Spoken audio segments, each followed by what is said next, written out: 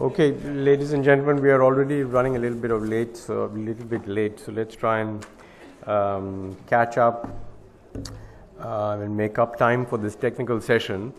I think the framework and the background for what this day is about has already been laid pretty much in the plenary session, the introductory session this morning. This particular session, the goal is to flesh out an investor, financier's or partner's perspective on the importance of accounting reform and how it could affect, in particular, the opportunities for the Indian Railways to finance its future growth and development. On that, maybe I'll just spend 4 or 5 minutes giving you some introductory remarks, and then I will invite our distinguished panelists to make their respective presentations, starting with Ms. Purandare from SBI CAPS, who will share with us the lender's perspective, as Namita was explaining. Shri Salhotra, who's from Alstom and therefore has quite a lot of experience with partnering with the Indian Railways, and so his perspective on the importance of accounting information. And then finally, Mr. Chadda to give us, I hope, not just a professional, objective perspective on what it needs to become a sustainable, commercially self-sustaining organization, but also, to the extent you can, Pankaj, some experience from what equivalent organizations are doing internationally. Which brings me to really the 2-3 points that I wanted to make with respect to accounting for the Indian Railways. So, you know, conceptually the challenge of accounting reforms or accounting for an entity like the railways has to do with the nature of the organization itself. So, the Indian Railways is a public service and is a department of the Government of India, and therefore has a certain set of obligations that are very, very different from the obligations and responsibilities of a normal corporate entity. And yet, it is also has a lot of important aspects of a commercial organization and needs also to abide by the discipline of such an organization. And it's not a trivial challenge to actually bring those two elements of the organization like Indian Railways together.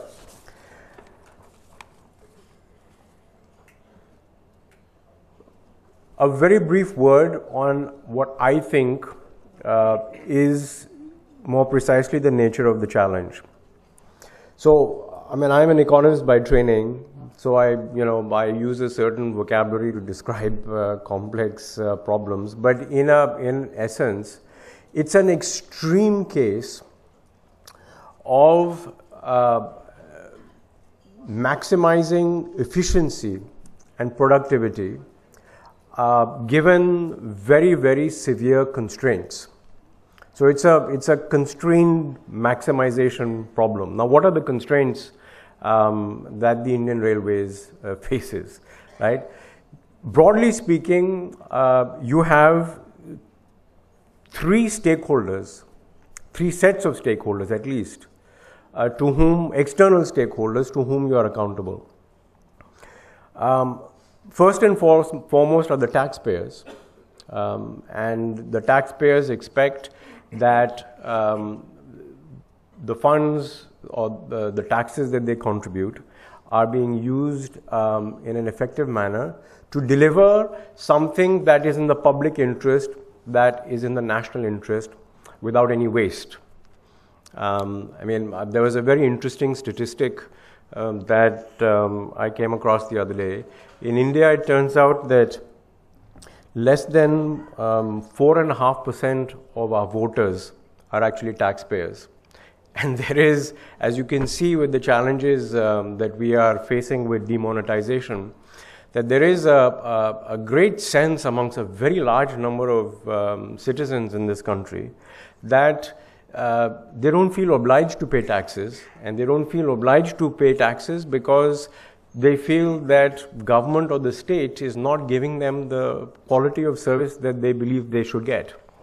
So it's a very difficult stakeholder community to please, but they are ultimately our bosses. So there is the citizen as taxpayer, then there is another community of stakeholders that we are accountable to as the railways, and that is citizens as customers. And it's a different version of the same problem. So I don't feel like paying taxes because, you know, I find that government is not delivering services as it should. It's exactly the same thing for the citizen as a customer, and you find it in sector after sector. You find it in healthcare, you find it in the power sector. We were just talking about the power sector before we walked into this room, as also in railways. Customers and citizens will only be willing to pay for services, provided they believe that they are of a certain quality. So there are a number of surveys that have been done, for example, with respect to infrastructure service delivery. And it's quite interesting. What you find is that in survey after survey, people, and especially the poor, this is also very interesting, say and respond that they will be willing to pay provided the service that is provided to them is reliable. So if people were assured of 24/7 electricity, they would be willing to pay a higher price for it. And de facto, actually, citizens end up paying for services that are otherwise not delivered to them. So you take water supply, for example. If no water is available in the national capital region, people have to turn to tankers. And they pay enormous amounts of money to alternative providers to get what is an essential service. So customers, as citizens as customers, citizens as taxpayers, and then finally, the third set of stakeholders that we have to worry about are investors and financiers. And the reason why we have to worry about investors and financiers is that it is vitally and strategically important for the Indian Railways to, despite its current financial situation, to actually invest more. And it has to invest more because that is the road, or that is the track to generating incremental revenues in the future. So we are actually, we are riding a bicycle. It's not as if, so we cannot say that, look, the problems of the railways can be solved if only we can address the cross-subsidy issue. Citizens as customers of the Indian Railways should be asked to pay more, otherwise we cannot invest.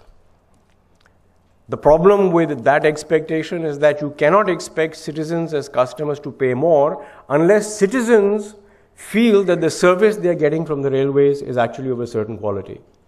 So in order to get the customer to pay more, we actually have to invest in improving the quality of our service. So unless you invest, you don't get the revenues from the customer. Exactly the same kind of problem is with freight revenues. We have extreme network congestion, but in order to retrieve some of the declining share of freight traffic that we are losing to roads, we actually have to invest in network expansion. So we can't stop bicycling. The only choice we have is to bicycle faster. And to get more mileage out of that bicycle, that is where accounting reforms have to play a vital role. The most important message, I think, that I took away from this morning was that accounting reform is not about accountancy. It's about much more than that. I mean, MR talked about accountability. I think that's one very important aspect of why accounting reforms are important. But equally, accounting reforms are about transformational change.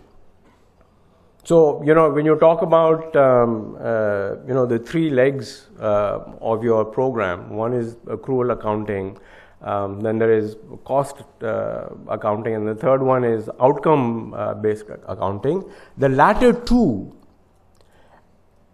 involve the participation of the entire organization, not just financial advisors in the railways. Because it means that we have to come together to define what our performance metrics are, have information systems that allow us to track performance, therefore hold each other accountable within the organization for performance and outcomes and improvements.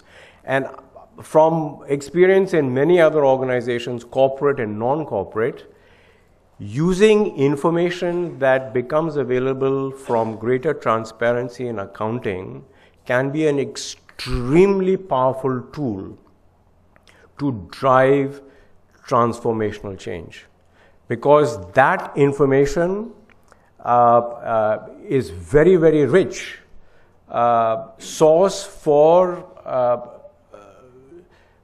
initiating, triggering, nurturing behavioral change within the organization. So unless you have the information, you cannot change behavior.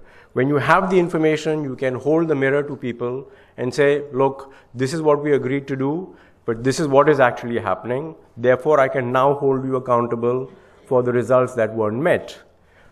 Equally, this is the information. Now we can understand why making this investment over that investment actually makes better sense. So it drives behavioral change in budgeting and planning, in prioritizing our investment program, and that's extremely important when you have very limited resources. It drives behavioral change in terms of efficiency and managing cost, improving the quality of our operations. It drives behavioral change to keep ourselves accountable to the stakeholders that I've talked about, because now you have new information, you can go back to Parliament or you can go back in the realm of public relations and say, look, this is what we spent and invested on safety, and this is the outcome that we have delivered on safety. Information in a nutshell that becomes available through this exercise is vitally important for everybody within the railways to take charge of a narrative that will drive transformational change. So this is not just a boring exercise for bean counters and accountants. This is a vital, central element of any transformational change. I mean, just to put it in a broader context, I mean, I'm a banker now, so I'm living through day to day in a different perspective the challenges that have been thrown to us through demonetization.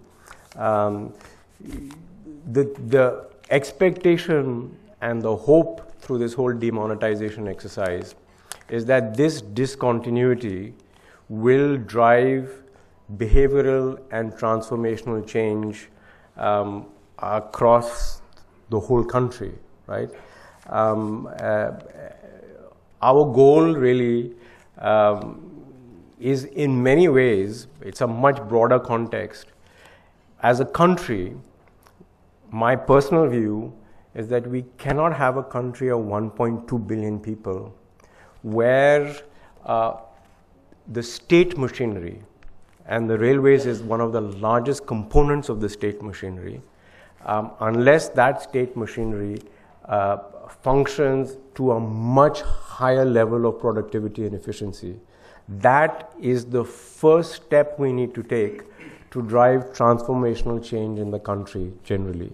So from the micro to the very macro, what I'm trying to suggest to you is that this journey, I mean, the title of this session is, today's conference is Accounting Reforms in Indian Railways. It should really be accounting reform for transformational change. Starting with the railways, imagine if the accounting experiment is successful in the railways, I can imagine what the demonstration effect this would have for all our electricity distribution countries around the country. If the railways is able to succeed in doing this, it will be a lesson, it will be a beacon for so many other parts of the state machinery that we could actually accelerate the pace of change that we want on a much wider scale. So with that, Varsha, we will start with you. If you will share with us the lender's perspective.